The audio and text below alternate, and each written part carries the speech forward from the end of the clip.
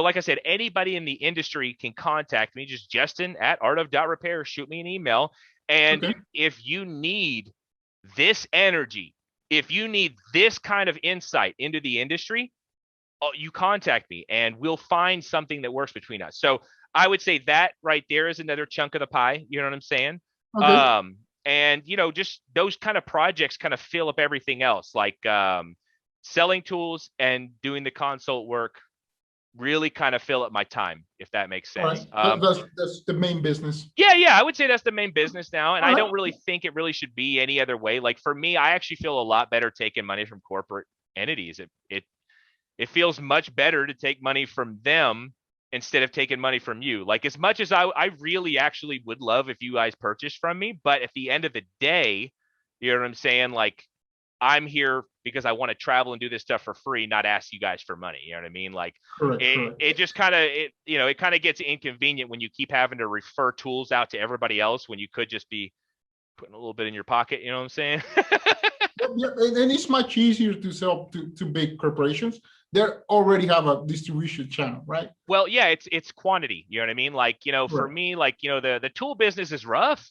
It's a tough cut. You know what I'm saying? Like if you ain't out there trying to, be hard to paint and do that basketball, you know what I'm saying? You're going to get left behind. For sure. There's not really a lot of like loyalty out there in terms of like technician wise, to who they're buying from, so on and so forth. So if somebody's, less, like for me, genuinely, I'm just being honest, everybody, my tools are more expensive than everybody else, no matter what, because I'm one guy.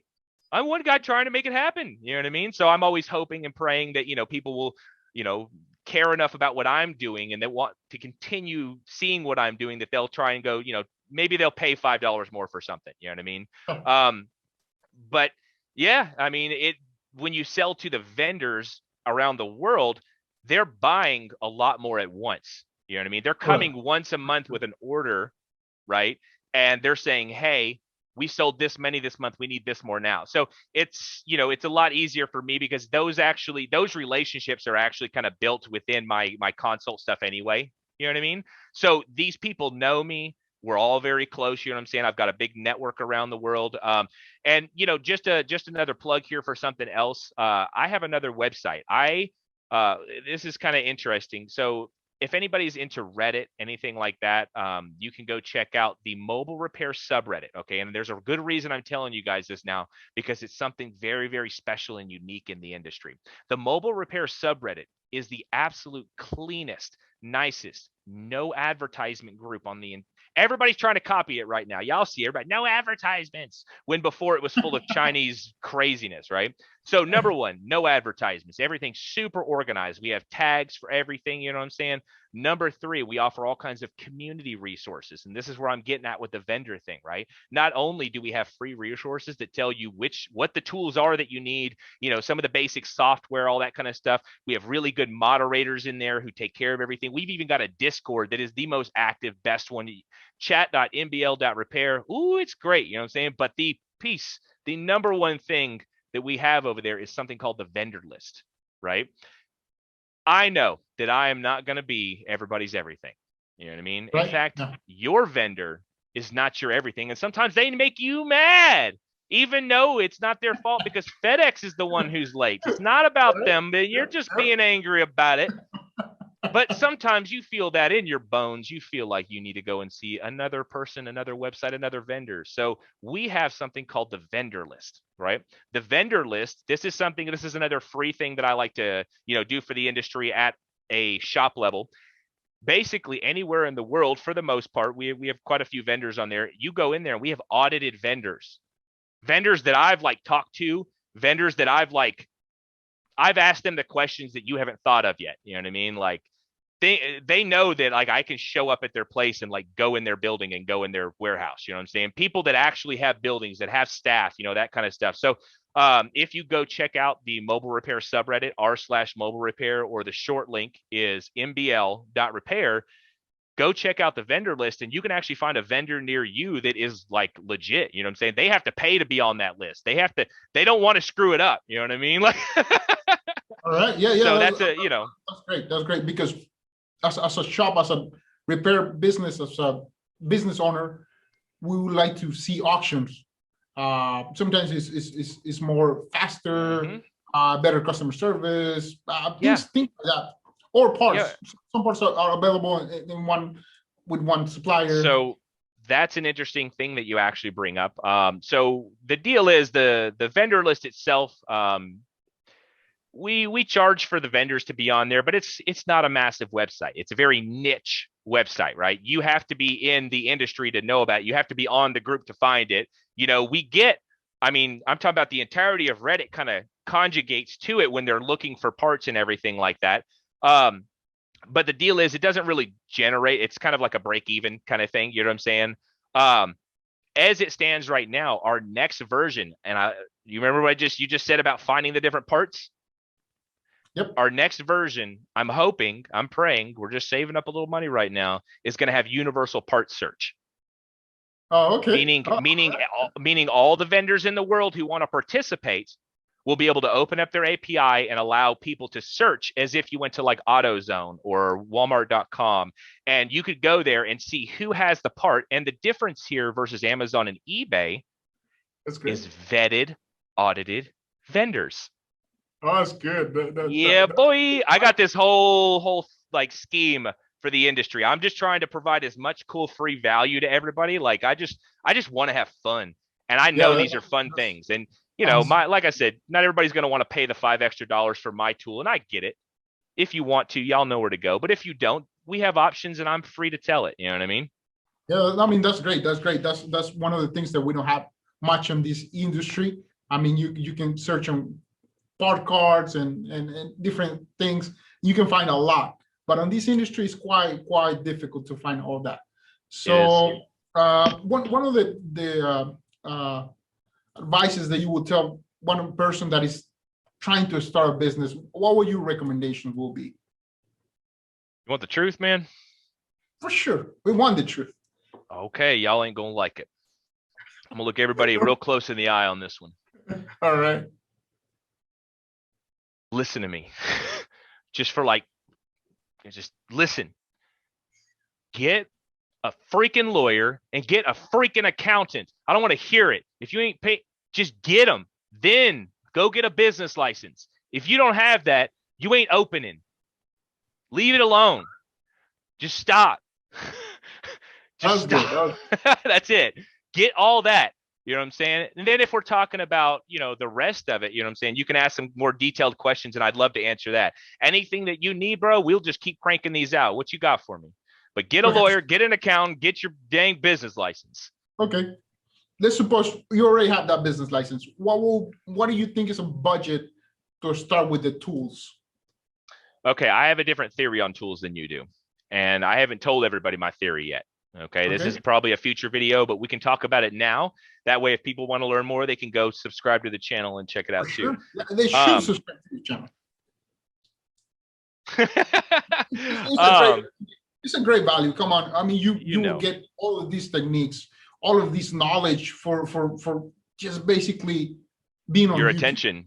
Literally just your attention. Just give me your attention. Everybody pay attention to me and I will talk enough that you will just absorb everything. I'll try my best. I'll try and I will try and make the inferences for you. You know what I mean? Okay, let's talk about the shop. Okay, go ahead, hit me with the question again. It's like, how much do you think? And then how much do you think how much do you think you will start a business, or is required to start a basic business? Because at the beginning, first off, I get what you're saying now. I get what you're saying. So first and foremost, if we're talking about a phone repair business, you need to have enough in savings right off the rip to buy somebody a brand new phone.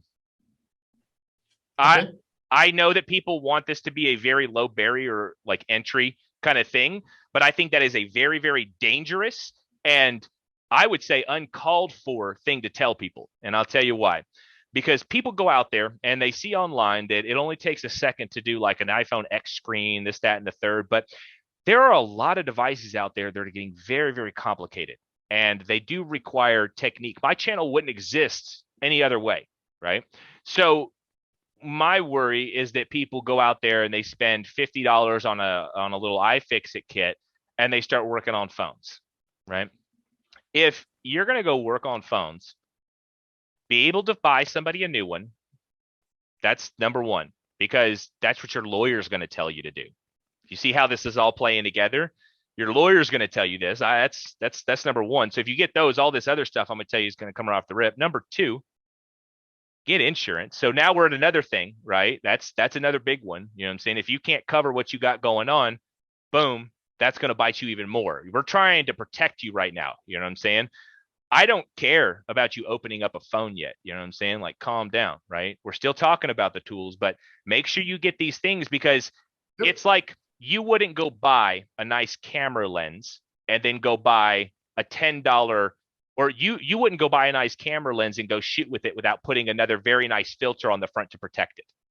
Would you? Nobody. Any photographer in the audience will literally go, well, he's got a point. And you also wouldn't go and put a low quality one on there because you spent $10,000 on one to put a $5, filter on there, right? So if we apply that to this industry, having your basic insurance to cover any kind of theft, any kind of fraud, anything like that, having enough money to cover somebody's goof up, because you only get one reputation. And as soon as somebody goes online and lights you on fire, I'm sorry. No, it's true. And this is why I'm talking about this first. You know what I'm saying? But if we get past that and we're talking about tools, what I just told you has some prerequisites for tools. And maybe people aren't catching it yet. You don't want to spend that money on somebody's phone. So you've got to buy the proper tools to make sure that that's not a thing. Okay. Right. I don't care if you're a screen flipper. I think there are prerequisites, and I do not, under any circumstance, think this is something that anybody should just be. I'm sorry. I just don't think anybody should go out there and say it's like a mobile mechanic who has one wrench. How is he contributing to the industry, right? You might be contributing to yourself, but you're actually bringing the bar lower overall, right? And I know that this is kind of a tacky on people. I know people, I just want to get in super cheap. This truly isn't that industry. Okay, it's just not. We need to be learning from the inside out. Okay, when you work on something with a car, things are big enough that you're able to see it, you're able to decipher it, you're able to diagnose it. They're big things, right? When you work on a car, you have a multimeter. You learn on day one, right? All that stuff translates. If you know basic electrical diagnostic, it translates. But if you can't see it, what are you doing? If you can't see it and you haven't touched it at a board level, period, you don't really know how to take off a connector, right? You don't really understand the consequences of your actions. And those consequences are where we start getting those cracks in the learning process, where you're buying people phones, right? I'm genuinely not telling everybody. What I'm telling people right now is not ending up with telling everybody to go spend a couple $1,000s. I literally just was hoping that, everybody who listened up to this point, all the crappy people have left, right? All you guys need, number one, is some basic optical microscope first. I'm sorry, it's a little bit more expensive. That is the number one requirement. Okay. Once you can get past that, I'm not telling you to go buy soldering gear on the first day. I think it would be much smarter. What I'm telling you is to get a microscope. Now, this guy right here, it's a couple $100, but if you wanted to, you could go buy something used. You don't technically have to buy the camera and the nice upgrades. You can theoretically get something called an inspection microscope. I do genuinely think that these are a waste of money, but I'm telling people about this because it's cheap and I know it works. Okay. An inspection microscope usually is like a very anemic version of this guy right here. And you can see things with it, right? If you can't see what you're doing, you're not doing anything with it. So what I'm telling you here is you spend about $150 on this. Okay. And at this point, when you take a phone apart, you buy one that's like, go buy an iPhone 4. I don't care what it is. They're $20. So we're up to like 170 right now, right? So $170, you buy a working iPhone 4 and you go and you buy this inspection scope. You can buy a used one probably for 75 to $100. So you see how cheap it's getting, right? But there's a reason here. So you take your old iPhone and you put it in the microscope and you start taking your tools and you start to carefully take it apart, right? You're trying to find the hand skills. You're trying to refine how you feel about it, because what you're going to do is right off the rip, you might damage something. You know what I mean? And if you can't see what you damaged, now you're at that point in the entire process where you're telling the customer, I don't know. And you look like a freaking idiot. Right? Yeah, yeah. And you bring that industry level down. You're not, you think, people start thinking these people doesn't know anything. So now, and the ultimate irony of my entire career is that I'm a mall kiosk dude. I am truly and utterly despised among the entire industry. Oh, you worked at a mall kiosk? Well, I'll smoke you with a soldering iron. But that's where it comes from. You know what I'm saying? It comes from those really, really cheap entry level shops. How much does it cost to get in a mall? $1,000. Okay. And that's including the tools. You feel me? So we're talking about this low barrier of entry being a problem. It's true. It's a problem. But if we start encouraging and teaching those earlier, what the most important thing of all is, being that microscope of all, you don't even need a dang screwdriver. Don't even buy a screwdriver till you get a microscope. I don't want to hear it. First thing I'm gonna ask everybody is, where's their microscope, right? And I'm not saying you can't get a little baby, $20, something, just something to see. But I genuinely think that middle ground 150, inspection scope will be that middle ground for you, right? Now, once you can see and you can understand your work and you can see how things, if something doesn't work, you can clearly, and there's a lot of information here. If something doesn't work, you just go in the microscope and you look at the last thing or everything you touched. It's like when you lose your keys. First thing I'm going to ask you is, where were you today? Da-da-da! You know what I'm saying? Like, you take it in your microscope, and now hear me out. Let's what's the word here? Forgot my word for a minute here, but let's play together. Let's role play. Here we go. Let's role play for a minute here. Customer comes up, you break their stuff. You don't know what happened. You're like, I don't know. I think it's shorted out.